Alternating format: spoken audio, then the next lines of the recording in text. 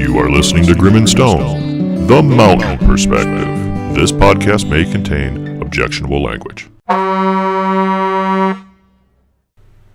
Welcome to Grim and Stone, the Mountain Perspective. This is our take on what's happening in the world. How you doing, Stoney? I'm doing okay today for a Monday. There you go, dick. Don't get me started. Alrighty. First out of the chute. I saw this one this morning, and it just pissed me off. This is nuts. Yeah, I've seen that one. Dubai rape case, Norwegian woman, free to go. Interior designer Marty Deborah Dalelv, 24, on a business trip in Dubai when she said she was raped in March. So she's on a night out with some friends. I'm guessing the way it sounded like they were wrapping up whatever they were doing. And one of her colleagues rapes her. So she goes to the police, like any person would, and says, "Hey, I was raped, and this is the guy who did it." She gets charged with having sex outside of marriage, drinking alcohol, and there was something else. Perjury, that's what it was. Well, the Norwegian consulate and everybody else in the Norwegian government said, "Whoa, hey, she was raped." And the Dubai people are like, "Yeah." They're like, "Well, you friggin' arrested her and gonna give her 18 months in prison for being raped. Yet only giving the guy who did the raping 13 months. So the Norwegian people put up a big enough fuss that Dubai was like, "Fine, whatever. We'll drop the charges against her. She's free to go." But apparently those fucking ragheads are so goddamn confused about how this shit works that they dropped the charges and pardoned the other guy, the rapist, also.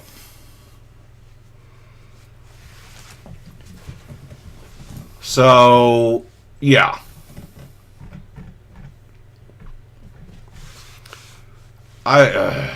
Different set of laws.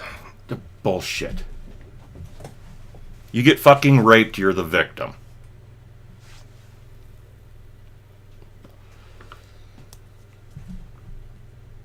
So, there's that.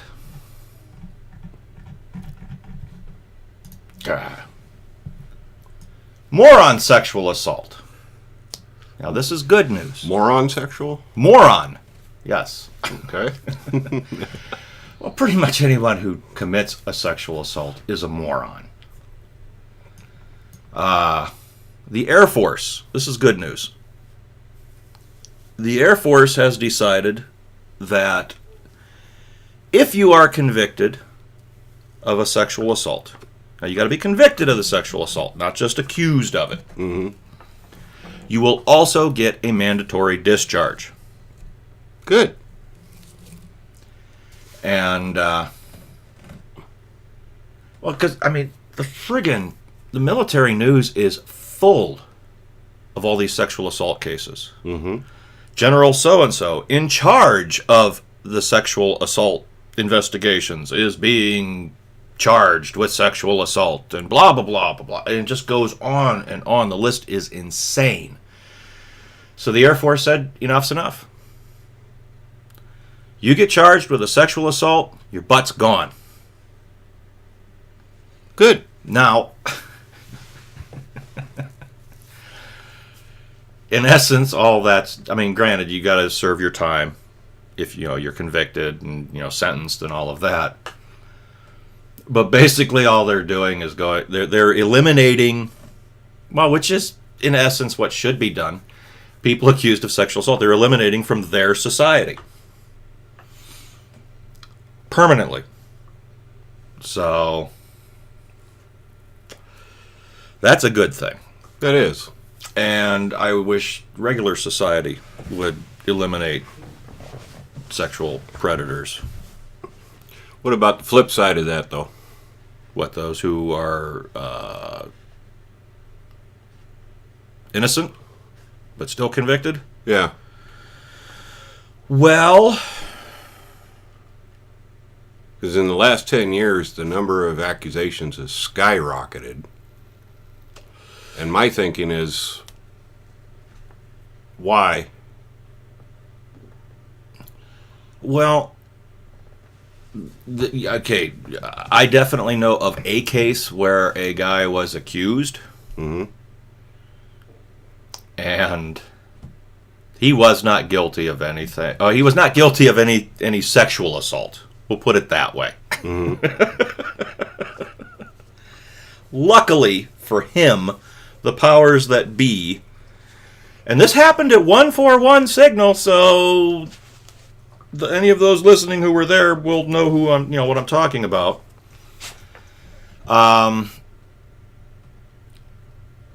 Dude was not guilty. Luckily, the powers that be went, no, there's no rape here, you dumb bitch. But they both got busted. He got busted for being in the females' barracks, and I think having sex.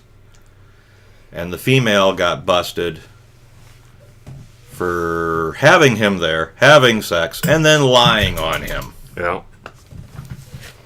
Well, I'm not. No, it happens. No, there are Yeah. the false sexual assault charges do happen. I'm not saying that but I'm not saying that it's just women. There are dudes who are they're well, hell, you were telling me about that one guy who At the nuke site. at the nuke site. Yeah. That's terrible. Yeah. No, it absolutely, when it does happen and it's proved, yeah, DX their ass. But And make sure the record follows them. But I think there should also be, since we brought this up, you file a false charge, your ass should be gone. Well, yeah, because especially a situation like that, you have destroyed a career, essentially, whether or not that person continues on. Well, from experiences and whatnot, when one is accused, just accused, nothing's proven, or even when it is proven that the accusee is innocent, the reputation is still marred. Oh, yeah. So, no, I mean this is definitely a step in the right direction, though. Yep. But hopefully they because it didn't say anything about false charges, because God forbid, nobody's going to make a false charge about this. But in the event that someone does file a false charge against someone, hopefully that person gets friggin' reamed. Gets the sexual assault that they were begging for. All right, now this famous veteran. This one I had to do on a separate thing here. I have a link for it, but I had to go big print so that I could make sure I read this properly.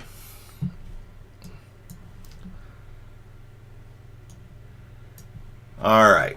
Now, this one is from this now I say famous veteran. Now this is more of a local famous veteran from my hometown. Mm-hmm. But this is a woman who should be known throughout. So this is one she should be a famous veteran. Okay. Sharon A. Lane, born July 7th, 1943 in Zanesville, Ohio.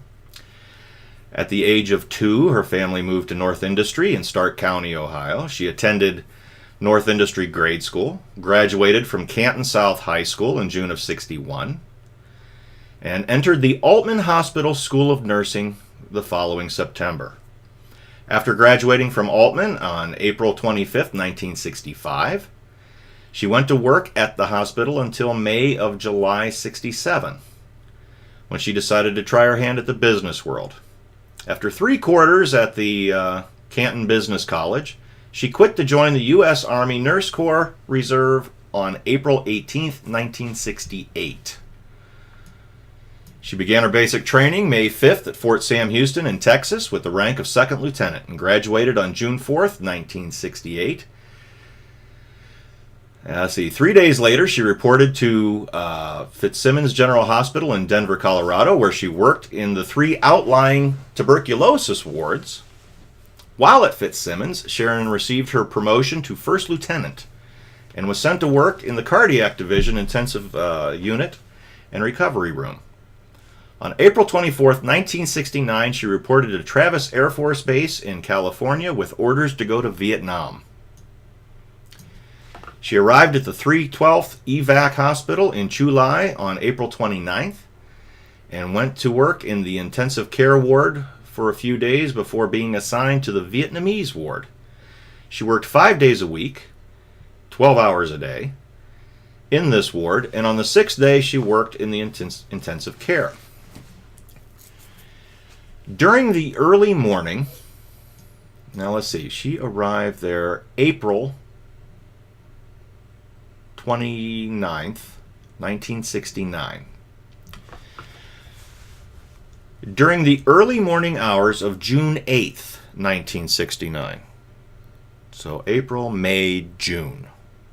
Been there just over a month.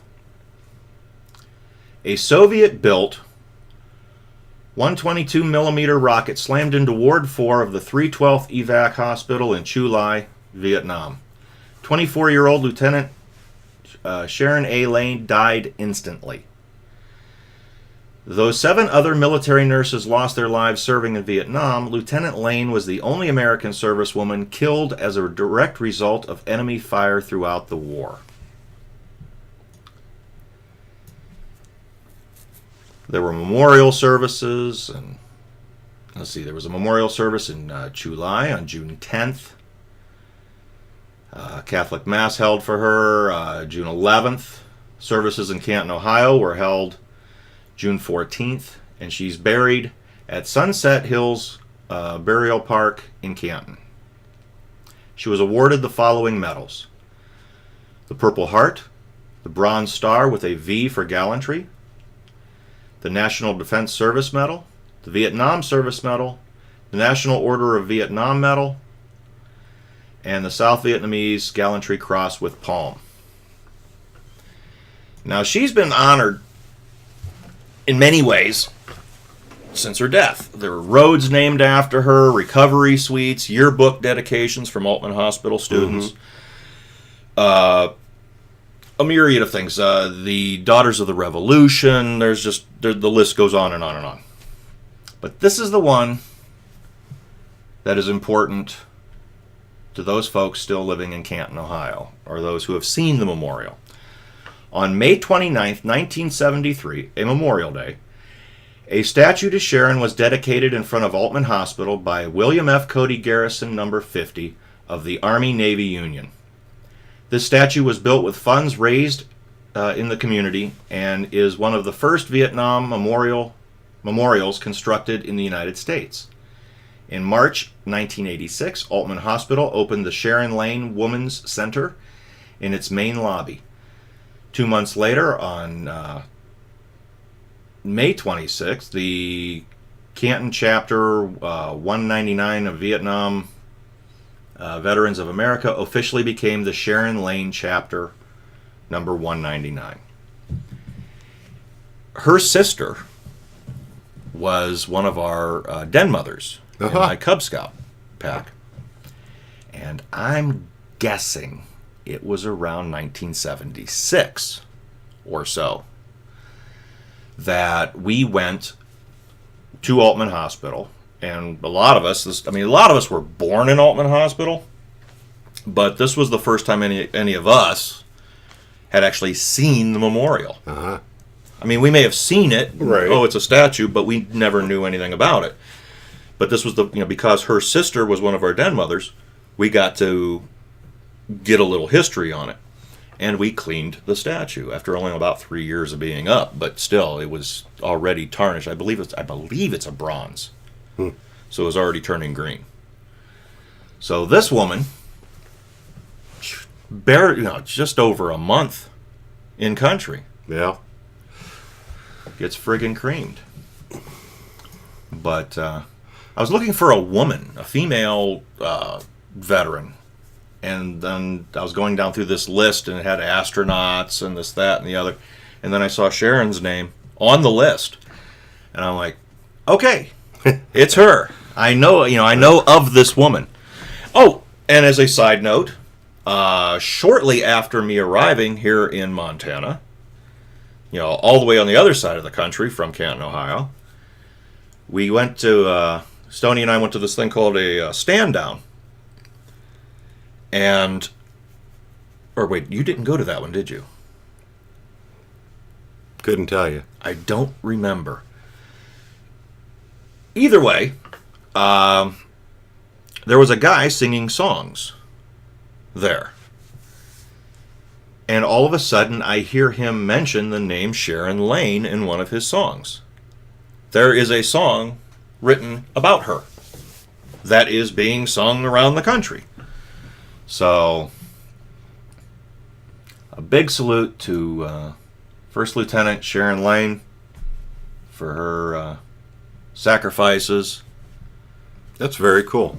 But, yep. People often forget that we had military women in Nam. Yep.